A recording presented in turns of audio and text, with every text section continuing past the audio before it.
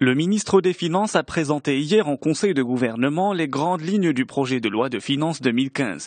Le quotidien Les Échos nous informe que Mohamed Boussaïd a particulièrement mis l'accent sur la maîtrise de la dette publique.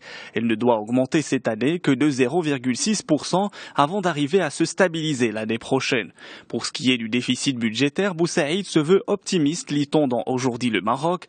Les données relatives à l'exécution du budget 2014 rassurent quant à la capacité du pays à maîtriser son déficit budgétaire pour le ramener comme prévu à 4,9% cette année avant d'atteindre 4,5% l'année prochaine. On reste au Maroc avec Les Échos. Vivement, un plan Marshall Panara, peut-on lire en une. Devant l'amplification des incertitudes socio-économiques qui affectent la région arabe, les experts plaident pour une réponse commune à travers un plan régional qui pourrait s'apparenter au célèbre plan Marshall.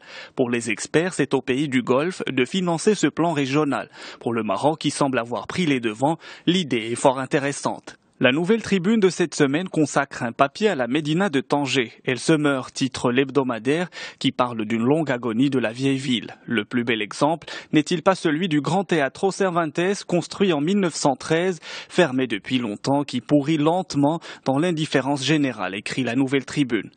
Après 2 ans de pratique, Banque El Maghrib livre ses premières impressions sur les stress tests effectués. C'est Finance News qui nous en parle. Les tests de résistance sont menés régulièrement par les banques depuis 2012 et s'affirment de plus en plus comme un outil indispensable à l'évaluation de leur situation prudentielle.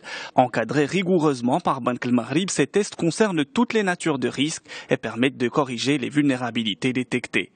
L'OPEP envisage de réduire sa production de 500 000 barils par jour. Dans la foulée de cette annonce, les prix du pétrole ont grappillé de $2 mardi et ont évolué autour de l'équilibre mercredi en cours d'échange européen. L'Algérie est dans le flot, titre l'Expression. Toujours en Algérie, Liberté s'intéresse à la fête de l'Aïd qui approche à grands pas. La Fédération algérienne des consommateurs parle d'une hausse des prix des ovins et tout particulièrement du mouton de l'Aïd. Les prix varient selon la taille du mouton entre 26 et 48 000 dinars. Alors que le bélier préféré des Algériens pour le sacrifice de l'Aïd est cédé à 56 000 dinars, des prix nettement plus élevés à ceux de l'année dernière.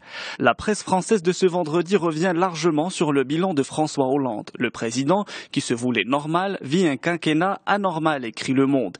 Impôts, djihadisme, vie privée étaient au menu jeudi de la conférence de presse à l'Élysée.